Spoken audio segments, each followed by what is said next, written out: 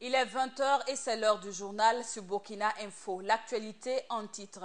Après la transition, le Burkina est le terrain de remous, surtout de revendications. À ce propos, le président Roch Marc Christian Kaboré, en marge de la SNC, a accordé un point de presse à l'ensemble de la presse nationale. Il est revenu sur les points brûlants de l'actualité. La plateforme Sylvie n'est point responsable du retard constaté dans le dédouanement des marchandises au Burkina, comme l'ont indiqué de nombreux commerçants, selon le directeur de la douane. Le détail dans ce journal. Dans le cadre de l'amélioration de la santé des populations dans les zones rurales, 16 000 agents communautaires de santé seront recrutés. Bonsoir et bienvenue. Ouvrons le journal par la position du chef de l'État sur l'actualité au Burkina.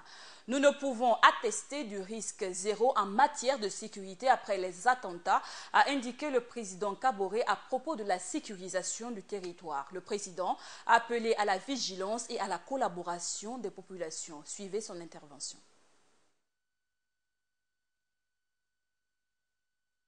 Concernant les attentats, comme vous le savez, dès que nous avons évidemment passé ce cap, nous avons mis en place donc une coordination pour faire face désormais à une telle situation au niveau de la sécurité de façon générale. Nous avons déployé la sécurité sur tous les sites sensibles au Burkina Faso pour en assurer la garde. Et je dois pouvoir vous dire que la création d'une agence nationale de renseignement également participe au fait qu'il est important que au niveau des renseignements dans notre pays, il y ait une coordination et une accélération de l'information pour permettre de prendre d'avance les mesures idoines.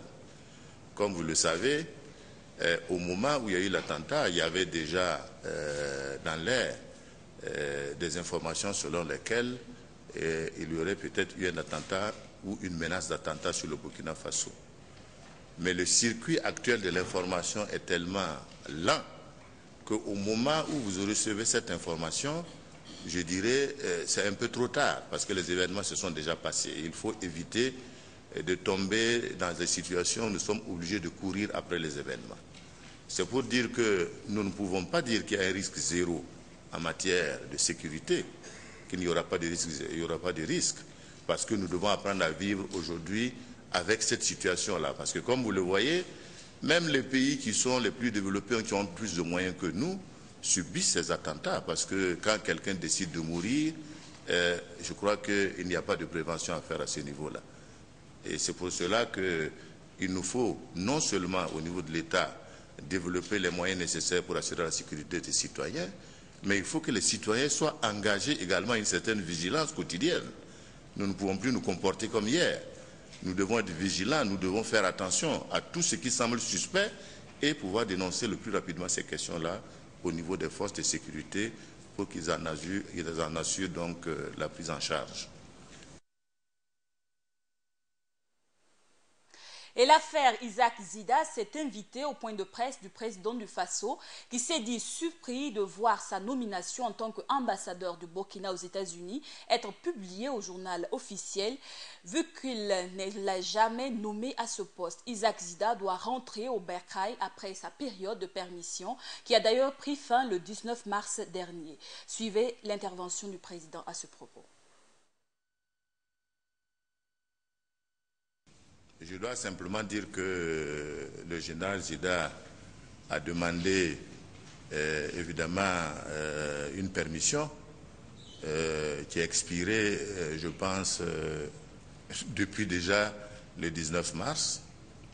Il n'est pas encore entré. En tout état de cause, je pense qu'il n'a pas de choix que de rentrer. Je pense que quelqu'un qui assume de hautes responsabilités de l'État doit s'assumer et faire face à ses responsabilités. Et je crois que de ce point de vue-là, nous n'avons pas besoin de lui donner des injonctions pour cela. Il doit voir la nécessité lui-même de pouvoir entrer d'ici le mois d'avril, en tout cas, pour pouvoir vraiment lever ce voile de nuage qui plane sur sa gestion et sur les différents points qui ont été évoqués. Concernant est-ce que son grade de général est normal? Je crois que vous avez suivi les événements comme nous. Une loi a été votée au niveau du Conseil national de transition. Le président du Faso, à l'époque, a élevé le colonel Zida au rang de général. Nous, on prend acte. Il ne nous appartient pas de venir savoir si c'était justifié ou pas. À partir du moment où c'est une autorité qui avait, en tout cas, force pour pouvoir donner ce grade donc, au Premier ministre Zida. C'est tout ce que je peux dire, en tout cas, en ce qui concerne la question relative à son grade.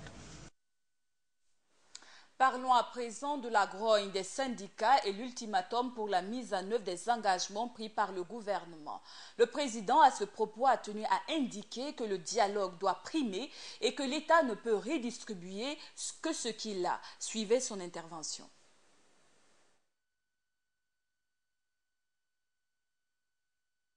Je pense qu'entre les organisations syndicales et l'État, nous ne devons pas fonctionner en termes d'injonction.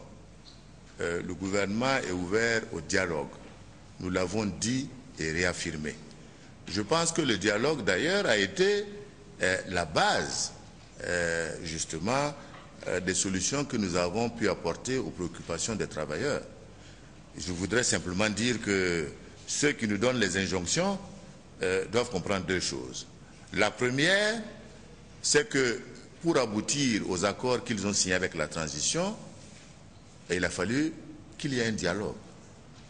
La seconde, c'est que cet accord qu'ils ont signé avec la transition n'était pas sur le budget de l'État 2016. Et je crois qu'ils doivent déjà nous féliciter, très sincèrement, d'avoir déjà pensé que les engagements du gouvernement, même si c'est des engagements du gouvernement de transition, doivent être poursuivis, doivent être tenus. Et dans ce sens, nous avons dit, et nous allons les rencontrer toujours dans cet esprit de partenariat, parce que je pense que le développement d'un pays ne peut pas se faire sur injonction. Et je l'ai dit également, nous devons être conscients que l'État ne peut donner que ce qu'elle peut donner. C'est ça aussi l'autre réalité. Parce que le budget de l'État ne concerne pas que des fonctionnaires. Il concerne 17 millions de Burkinabés qui ont également des préoccupations de santé, d'école, d'amélioration de leurs conditions de vie. Et nous ne pouvons pas, et vous savez très bien déjà, qu'au plan budgétaire, nous sommes au-delà du ratio qui est conseillé au niveau donc de l'UEMOA sur le rapport entre notre masse salariale et nos fonds propres. Si nous prenons notre argent que nous connectons pour ne payer que des salaires, il n'y aura pas de développement. Et je pense qu'il ne s'agira pas de venir nous poser des questions de pourquoi vous n'avez pas fait ceci, pourquoi il n'y a pas eu cela. C'est pourquoi il faut que vous sachiez que l'État a le souci de l'amélioration générale des conditions de vie des travailleurs, mais cette condition-là, cette volonté que nous avons, doit être accompagnée par le travail de tout le monde, chacun à son poste, pour faire en sorte que nous puissions renforcer nos fonds propres. C'est ça qui sera à notre avantage. Si nous les renforçons, à ce moment-là, nous pouvons voir également comment nous pouvons aider les travailleurs à améliorer leurs conditions de vie et d'existence et de travail. Autre information dans ce journal, les paroles, c'est bien, mais les actes sont meilleurs, a-t-on coutume de dire sous nos tropiques. Claude Weta, secrétaire exécutif du RENLAC, indique que durant la période transitoire, de nombreuses irrégularités ont été constatées. Ibrahim Zongo. 16e Assemblée générale du Réseau national de lutte anticorruption tenue le 31 mars dernier. Claude Weta et ses collaborateurs ont passé en revue les actions de lutte anticorruption courant 2015. Mais la surprise pendant le régime de la transition selon le RENLAC aurait été la non-conformité entre le dire et l'agir de certains responsables de la transition. On se rend compte que pendant que le gouvernement de la transition abreuvait le peuple de discours sur l'austérité et sevrait les travailleurs honnêtes, il ne se privait guère et s'octroyait des parcelles, des avantages et autres bonus. C'est le lieu de dire avec fermeté que comme au Brésil, avec les fortes mobilisations des populations, nous saurons rallier tout le peuple pour que tous ceux qui sont des auteurs de crimes économiques répondent de leurs actes. Toutefois, selon le RENLAC, l'arbre ne devrait en aucun cas cacher la forêt. Il y a certes des gens qui ont intérêt à ce qu'on occupe ou à ce qu'on s'occupe des nouveaux voleurs et qu'on oublie les anciens.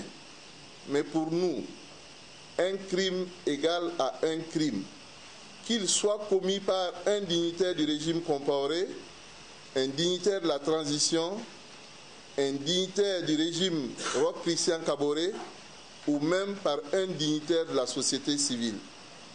Chacun doit répondre de ses actes. Cet aspect de la gestion de la transition par le régime précédent est certes décrié par le RENLAC, mais il dit être renforcé dans ses actions par les évolutions juridiques et institutionnelles opérées sous la transition. J'ai cité l'adoption de la loi anticorruption, la nouvelle loi sur la SELC et la loi sur le Conseil supérieur de la magistrature. Il est aussi important d'apprécier à sa juste valeur les enquêtes parlementaires sur la fraude fiscale. Là où le RENLAC dit également être resté sous sa soif pendant la transition, c'est concernant le gel des avoirs des dignitaires du régime Compaoré. Selon eux, la transition a tout simplement abdiqué sur la question. Parlons à présent du dédouanement des marchandises avec l'application de la nouvelle plateforme Sylvie. Nombreux sont les commerçants qui indiquent que le retard ressenti dans le dédouanement des marchandises est lié à la plateforme Sylvie qui n'est d'ailleurs pas obligatoire, a tenu à rectifier le directeur général de la douane, Adama Sawadogo. Il s'agit au contraire de la question du paiement du juste impôt. Ibrahim Zongo. Ces véhicules stationnés ici au poste de contrôle douanier de Ouagahinte le sont pour certains depuis quelques semaines. À ce sujet, les commerçants réunis au sein de l'ONACOMBE et certains opérateurs économiques ont plusieurs fois haussé le ton pour fustiger le nouveau produit de collecte de documents douaniers Sylvie qui selon eux serait à la base du blocage des véhicules au poste de douane. Mais à propos, le directeur général des douanes rétablit les faits dans leur contexte. Actuellement, Sylvie n'est même pas d'application obligatoire pour les opérateurs économiques. Donc pour un système qui n'est pas encore obligatoire, nous sommes un peu surpris que les gens anticipent pour dire « Ah, nous ne voulons pas Sylvie, Sylvie va augmenter les prix » alors que Sylvie n'est pas d'application. Le Premier ministre a procédé au lancement le 16 février passé et il y a une période moratoire de 3 mois avant que ça entre en application. Les 3 mois ne sont pas encore arrivés et on anticipe déjà sur ça. Pour le directeur général des douanes, il s'agit là d'une application rigoureuse du paiement de l'impôt juste. Question de soumettre tous les importateurs aux mêmes exigences de la réglementation communautaire. Un peu pour paraphraser le président Houphouët-Boigny au congrès du RDA qui disait qu'il va raconter l'histoire pour éviter les histoires. Voilà. Aujourd'hui, on demande aux gens de payer le juste impôt. C'est tout. Parce que le juste impôt est sous-tendu par une réglementation et cette réglementation est communautaire, cette réglementation aussi est nationale. Parce qu'on se dit qu'au moins sur le marché intérieur, il y aurait une certaine concurrence loyale entre les différents acteurs. C'est important. Et de préciser que cela n'est pas non plus une quelconque augmentation des impôts. Il n'y a pas un seul centime que le gouvernement prend. Un seul centime. Même si le gouvernement avait la volonté de le faire dans un espace communautaire comme le nôtre, même le chef de l'État, de façon unilatérale, n'a pas les moyens légaux pour jouer sur l'impôt de porte, je veux dire les droits de douane. Voilà. Aussi, la douane voudrait attirer l'attention des opérateurs économiques sur le paiement de cet impôt, dont l'application sera désormais de rigueur. Et pour l'amélioration de la santé des populations des zones rurales, 16 000 agents communautaires de santé seront recrutés et déployés sur tout le territoire national, soit 2 par village. Ils auront comme compensation 20 000 francs CFA par mois. Plus de détails avec le ministre Maïla Ouedraogo dans cet élément de Doumadie Guel Rodrigue. 16 000, c'est le nombre d'agents de santé à base communautaire que le gouvernement compte recruter afin de contribuer à résoudre le problème de santé des populations. Ces agents qui devront avoir un niveau minimum de la classe de CM2 percevront à chaque fin de mois une motivation de 20 000 francs CFA. Et l'option a été prise de recruter 2 agents de santé à base communautaire par village et à les intéresser. C'est une motivation à hauteur de 20 000 francs par mois par agent de santé communautaire. Sur les 5 ans, cette mesure va nous coûter à peu près 16 milliards de nos francs CFA. Et pour cette année, nous avons pu mobiliser l'intégralité de ce qu'il nous faut pour payer ces agents de santé communautaire à travers le budget de l'État et à travers aussi la contribution de nos partenaires techniques et financiers. L'opérationnalisation de cette mesure doit se faire avec l'accompagnement de plusieurs partenaires intervenant dans le domaine de la santé. Il faut dire qu'à la date d'aujourd'hui, nous avons fini d'élaborer l'ensemble des documents nécessaires à l'opérationnalisation de la mesure à travers l'abnégation dans le travail des techniciens, des cadres et les agents à divers niveaux, à tous les niveaux de notre système de santé, avec l'appui de nos partenaires techniques et financiers, avec l'appui des ONG œuvrant dans le domaine de la santé et surtout, et très important, l'appui de nos partenaires, des partenaires sociaux, en l'occurrence les syndicats. Tous les syndicats ont été, en tout cas les syndicats œuvrant dans le domaine de la santé, ont été impliqués donc, dans l'élaboration de ces différents outils. Les préoccupations ont été soulevées ça et là et on a essayé de les intégrer afin de pouvoir avancer. Le démarrage du processus de recrutement confié aux gouverneurs des régions et aux directeurs régionaux de santé devait en principe commencer le 2 avril. Parlons de culture. La 9e édition du Festival international du rire de Ouagadougou a tenu ses promesses en matière de fou rire et de détente. Ils étaient nombreux, les comédiens qui ont communiqué la joie de vivre aux spectateurs du jour. Mamad Sangaré à Sanakro. C'était le fou rire en cette deuxième journée de la 9e édition du Festival international du rire et de l'humour de Ouagadougou qui s'est tenu ce samedi 2 avril 2016. Des humoristes chevronnés tels que Ramatoulaye, le magnifique, El Presidente et Mouchi se sont partagés la scène et tous ont usé de leur talent pour égayer la salle de la Maison du Peuple acquise à leur cause. Maman, bonsoir. Bonsoir. C'est quel quartier? Zone 1. Zone 1, ma foi. Applaudissez pour elle. Betty, ça va? Tu t'appelles comment? Junior. Voilà, ça, il savait, si c'était à Dapoya, c'est pour tout. Au vu des performances de chacun de ces artistes, la promotrice du FIRO se dit satisfaite.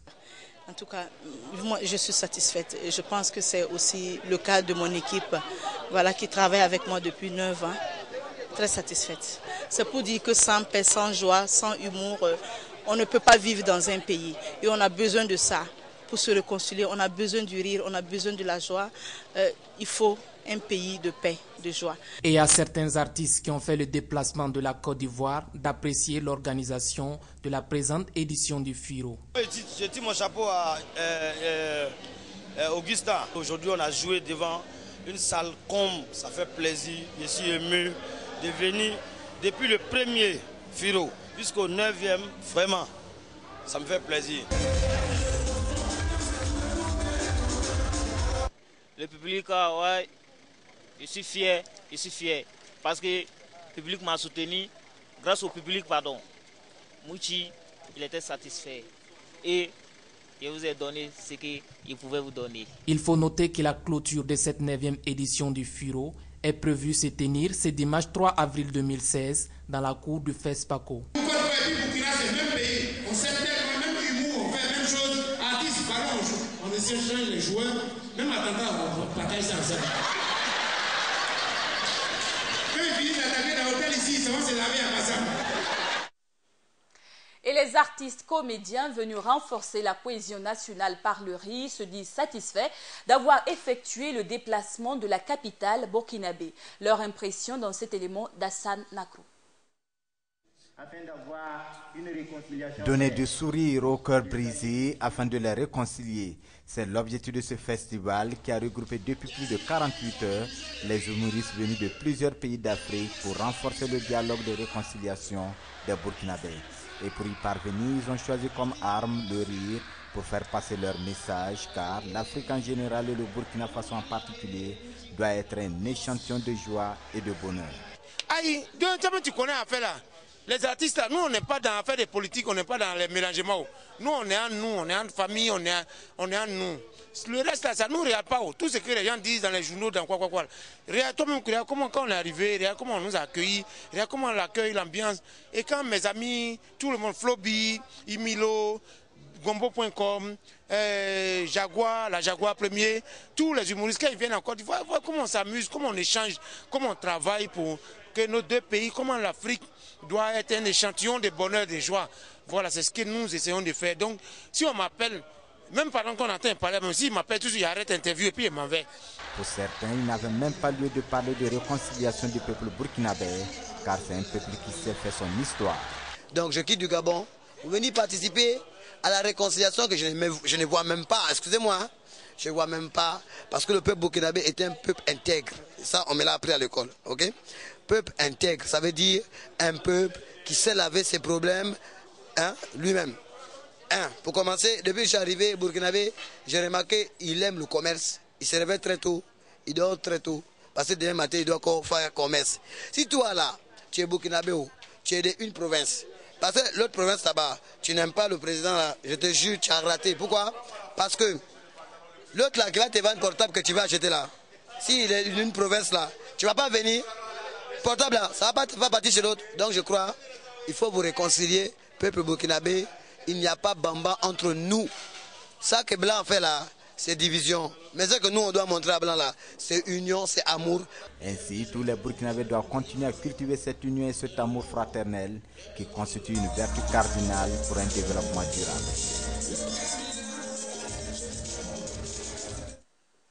Autre information dans ce journal, la deuxième édition de la conférence d'impactation vie abondante a eu lieu à Ouagadougou sous le thème « Un homme accompli et propre à une bonne œuvre ». Des fidèles présents à cette conférence se disent bien nourris dans leur âme. Doumadie Guel Rodrigue.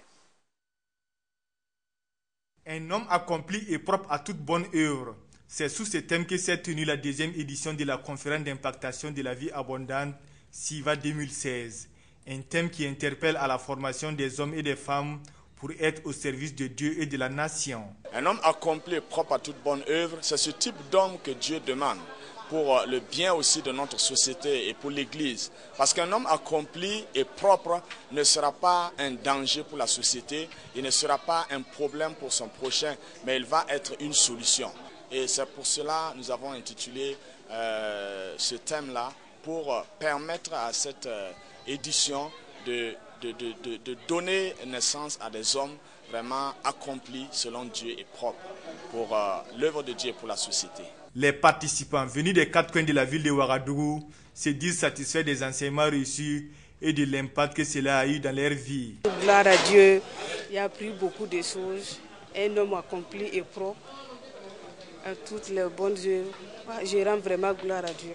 Il y a beaucoup de choses, j'ai appris cette conférence. On m'a invité, mais ça m'a fait beaucoup de bien. Je remercie vraiment le Seigneur. Tout c'est bien fait d'avoir permis que je sois là ce soir pour écouter ça. Il y a beaucoup de choses qui s'est passées. Je dis que vraiment cette conférence a été la bienvenue pour la jeunesse chrétienne. J'ai beaucoup appris vraiment de cette conférence avec un thème vraiment pertinent. Être un homme accompli et propre à toute bonne œuvre. Cette conférence qui se tient chaque année par l'Église de la vie abondante a pour but de faire profiter à tous les corps de Christ les dons qu'elle a obtenus du Seigneur. Dieu nous a donné quelque chose et cela doit être utile à tout le corps de Christ. Donc de façon annuelle, nous organisons cette conférence-là pour que les ministères que Dieu a donnés à vie abondante puissent impacter les restes du corps de Christ. 3 jours, c'est le temps qu'aura duré cette conférence d'impactation de la vie abondante qui a refermé ses portes ce 2 avril 2016. Rendez-vous est donc pris pour la 3e édition en 2017. Et comme à l'accoutumée, tous les dimanches, il y a la chronique sportive. Et dans quelques instants, après quelques petites informations, Hassan Nakro, présent sur ce plateau, se fera un plaisir de revenir sur l'actualité sportive de ce dimanche. L'armée nigériane a annoncé ce dimanche 3 avril avoir mis le grappin sur le chef du groupe islamique nigérien, Ansarou, dissident de Boko Haram et lié à Al-Qaïda au Maghreb islamique AQMI. Khalil Barnaoui a été arrêté à Lokoja, capitale de l'État de Koji, dans le centre du pays, a précisé à l'AFP le porte-parole de l'armée nigériane, Rab Aboubakar. Christian Gorkouf, le sélectionneur de l'équipe algérienne, a officiellement résilié son contrat avec la Fédération algérienne de football ce jour même après un accord à l'amiable entre les deux parties. Malgré les 3 victoires et un match nul, l'Algérie doit encore patienter pour la qualification à la CAN Gabon 2017. Depuis les attentats du 22 mars dernier dans la capitale belge, seulement 3 avions ont décollé cet après-midi de l'aéroport Zaventem de Bruxelles. Ils ont pour destination Athènes en Grèce, Faro au Portugal et Turin en Italie. Il s'agit des premiers vols depuis les attentats et l'enregistrement des passagers s'est fait dans un cadre de sécurité maximale et seule une poignée de passagers a été accueillie. À présent, place à la chronique sportive de ce dimanche 3 avril avec Hassan Nakro présent sur ce plateau. Bonsoir Monsieur Nakro. Bonsoir Benazi. Alors, peut-on revenir sur les résultats déjà de la 17e journée de football? Oui, bonsoir à tous les téléspectateurs. Il faut dire que la 17e, après une trêve, le championnat national de football a repris de chemin et depuis le vendredi, les résultats commencent à tomber et se sont achevés bien sûr ce dimanche 3 avril. Pour cette 17e journée, l'Union sportive du Yatenga est tombée devant l'Étoile filante de Ouagadougou par un score de 2 buts à 1. La SFB a battu Banque Sport par un score de 2 buts à 1. Également, Santos FC, le BPS, Bloempoku Sport de Koudougou se sont quittés sur un score nul et vierge, 0 but partout. Même score entre l'AS Sonabel et la GEP, 0 but partout. Il faut dire que l'Union sportive de Ouagadougou a battu RCB par un score d'1 but à 0. L'ASFA Yenenga s'est imposé par un score de 3 buts à 2 devant Majestic. RCK, bien sûr, le Rail Club de Kadougou qui a rajeuni son équipe, a battu hier l'Union sportive des Forces armées par un score d'1 but à 0. Et c'est ce dimanche que cette 17e journée s'est clôturée entre la rencontre entre COSAF et Lusco de Banfora. COSAF a battu Lusco de Banfora par un score de 3 buts à 0. Voici les résultats de cette 17e journée, comme vous le voyez affiché sur l'écran. 17e journée, on attend la 18e journée, mais il faut le noter que le RCK tient toujours la tête du championnat. Donc le leader potentiel déjà, peut-être le potentiel vainqueur du championnat national de football. C'est normal puisqu'il faut le dire que le RCK a renouvelé, ils ont pu quand même acheter jusqu'à 6 joueurs, des joueurs qui sont reconnus même sur le plan international. Donc l'équipe tient toujours à maintenir la tête du championnat national. Alors que peut-on dire comme actualité concernant Banou Diawara et Patrick Malo? Patrick Malo et Banou Diawara sont actuellement dans des problèmes avec leur club. Il faut le dire que ces 2 joueurs ont été convoqués par la Fédération burkinabé de football pour participer bien sûr à la rencontre entre le Burkina Faso et l'Ouganda. Et il faut le dire, jusqu'à jeudi dernier, Patrick Malo et Banou Diawara n'avaient pas encore rejoint leur club. Il faut le dire, c'est Jeunesse sportive de Kabylie. Et ce n'était pas leur première fois. Le club a fait comprendre que c'est pas leur première fois. Ils ont toujours cette habitude et il faut le noter, le président du club a même souligné qu'avant leur départ pour leur convocation au Burkina Faso, ils avaient exigé qu'on paie leur salaire puisqu'ils n'avaient pas été payés et ils ont essayé de faire avance ce salaire pour leur permettre de venir et arriver au Burkina. Ils pensaient qu'ils allaient revenir. Ils ont même souligné ça, qu'il ne faut pas qu'ils vont répéter les mêmes actions qu'ils ont l'habitude de faire. Ils ont dit ok, c'est bien compris, mais arrivé au Burkina, ils ont enregistré encore un retard sans même avertir le club qu'ils seront peut-être en retard ou bien quelques absences, ils ne l'ont pas souligné et le club a décidé qu'à leur retour à la fin du mercato, ils vont essayer peut-être de rompre le contrat entre ces 2 joueurs burkinabés qui jouent à Jeunesse sportive de Kabila. Entre les 2 joueurs, il faut dire que Banou Diawara a marqué 10 buts et bien sûr le deuxième capitaine de cette équipe c'est Patrick Malo. Aujourd'hui, on ne sait pas quel sera leur sort, à quelle sauce ils seront mangés.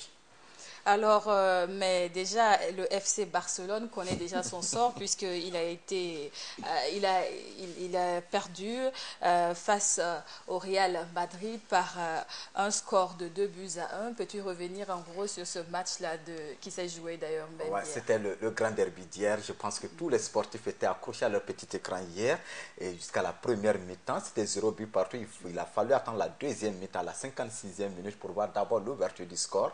Il faut le dire que la tournure, on sait que le Real Madrid a été longtemps malmené par FC Barcelone. Ils ont toujours rêvé de gagner cette équipe et hier, je pense que le rêve s'est concrétisé par un score de 2-1. Mais dans quelles conditions? Il faut le dire que beaucoup de gens, dès la première mi-temps, on se disait mais écoute, ce sera le même résultat que les années précédentes et ça n'a pas été le cas, les données ont changé cette année.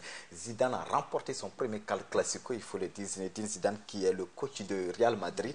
Il a vraiment remporté son premier classico et il faut le saluer. On sait que ça n'a pas été du tout facile. Cristiano Ronaldo a fait parler de lui encore. Bien sûr, Messi, comme Neymar, le match était très beau hier, mais malheureusement, comme on dit que à un moment, il faut céder la place. Le FC Barcelone s'est incliné hier devant le Real Madrid par un score de 2-1. Autre nouveauté concernant le football mondial qui aujourd'hui est en deuil. Oui, il faut le noter, la star italienne de football César Maldini s'est éteint à l'âge de 84 ans. C'était hier samedi. Il faut le noter qu'il était le défenseur emblématique de l'AC Milan entre les années 1954 et 1966. Il faut voir que ça date très longtemps, avec lesquels il a remporté 4 Scuti et une Ligue des champions et de la sélection. Il faut le dire qu'ils avaient une compétition en tant qu'on appelle le père de Paulo, une sélection... on le nommait le père de Paulo, s'était ensuite reconverti comme entraîneur, prenant notamment les rênes de National qu'il a amené en quart de finale et à la Coupe du Monde en 1998, quand on se rappelle au moment où les Zidane étaient en pleine forme. Et c'était en France. Il est né en 1932. César Maldini a porté pour la première fois le maillot Rosano à 21 ans. Maillot qui l'a conduit à la gloire. Le défenseur a plus de 400 matchs à son actif sous les couleurs rouge et noir et en effet a été le premier Italien à soulever la Coupe d'Europe des clubs champions en 1963. Donc c'est pour montrer que c'est un grand du football. C'est pourquoi on l'appelle la star italienne. Alors, autre information concernant le football, à quoi doit-on s'attendre dans les jours à venir en matière de championnat national au Burkina? Et il faut le dire qu'en matière de championnat national, on sait qu'il y a eu quand même des recrues cette année. Avec cette deuxième phase, beaucoup de clubs ont essayé quand même de rajeunir leur équipe. Je parle par exemple de Majestic, je parle bien sûr de COSAF. COSAF, quand on sait que c'est le club de l'international Zico. Aujourd'hui, Kambo Malo, qui est reparti du côté du RCK, a essayé également d'injecter du sang neuf dans son club et il a même dit à la conférence de presse d'avant-match, il n'était pas là, c'était son adjoint qui était là, il dit qu'il ne compte pas vraiment rater le championnat cette année et il compte également aller jouer la Ligue des Champions et bien sûr les différentes compétitions qu'il a ratées, on se rappelle l'année passée, l'année surpassée. Alors, ça promet d'être chaud cette année. Alors, merci beaucoup à toi, Hassan Akro. Merci d'être venu sur ce plateau pour cette chronique sportive de ce dimanche 3 avril. Merci. Et c'est tout pour ce journal du 20h sur la chaîne Burkina Info. À tous ceux qui nous ont suivis à Ouagadougou, partout ailleurs en Afrique, grâce au satellite Eutelsat 16A, excellente suite de nos programmes.